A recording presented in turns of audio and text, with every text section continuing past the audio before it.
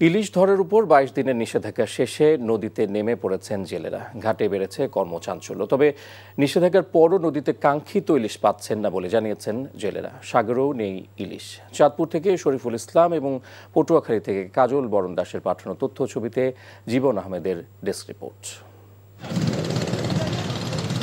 চাঁদপুর সদর, হাইমচর ও মতলব উত্তর উপজেলার বিভিন্ন পয়েন্টে মেঘনায় জেলেদের কর্মব্যস্ততা। দীর্ঘদিন পর স্বস্তি এসেছে জেলেপল্লীতে। শনিবার ভোর থেকে নৌকা নিয়ে মাছ ধরতে চলে যান জেলেরা। জালেও ধরা পড়ছে ইলিশ, তবে গতবারের চেয়ে অনেক কম। জেলেরা বলছে নদীতে ইলিশের যেন দেখা নেই। ইলিশের চেয়ে অন্যান্য মাছ জালে আটকা পড়ছে। একই চিত্র পদ্মাতেও। ইলিশ যেন তার গতিপথ পরিবর্তন করেছে। ইলিশ মাছ ভাই আমরা পাই নাই তো, ইলিশ মাছ একবারই কম। দিন পরে আমরা নামছি, ইলিশ মাছ পাই না। আমরা দানা ফানা করে আমরা খাইতাছি, আমরা রুট কাতলা বল টল ধরতে পারছি। দীর্ঘ ২২ দিন বন্ধ থাকার পর চাঁদপুর বড় স্টেশন মাছ ঘাটে শুরু হয়েছে ইলিশ সহ সব ধরনের মাছের বেচাকেনা। সকাল থেকে হাটে দেখা গেছে ক্রেতা বিক্রেতাদের ভিড়।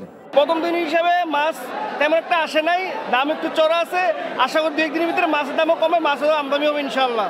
ইলিশ মাছ বেচাকেনি শুরু হয়েছে অভিযানের পরে, কিন্তু মাছের দামও বর্তমান অনেকই চড়া, মানে চাহিদার বাইরে দাম, অনেকটাই বাজার বেশি। একই চিত্র পটুয়াখালীতে। পদ্মা মেঘনার পর সাগরে যেন নেই ইলিশের দেখা। এর প্রভাব পড়েছে মাছের বাজারে। 1 কেজি ইলিশের দাম হাঁকা হচ্ছে ২০০০ থেকে ২৫০০ টাকা। ছোট সাইজের ইলিশ বিক্রি হচ্ছে ৬০০ থেকে ৮০০ টাকা কেজি দরে। Jiban Ahmed, NTV news desk. Bundle থাকলে প্রতি সেনমানিতে টাকা বাঁচবে। বিকাশ সেনমানি বান্ডেল কিনে জিতুন প্রতি লেনদেনে।